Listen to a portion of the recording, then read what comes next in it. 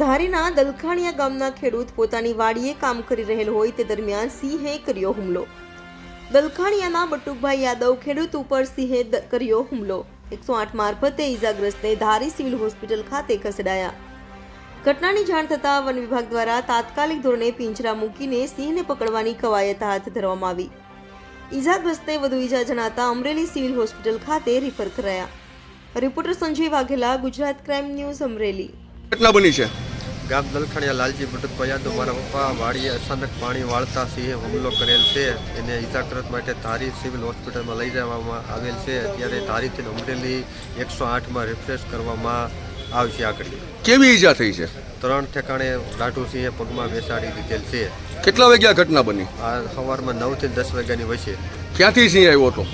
સિંહ અંદર ક્યાંક હતો, આપણને કંઈ ખબર નહોતી। બરોબર, અચાનક મારા પપ્પા પાણી વાળતા એને માથે હુમલો કરેલ છે।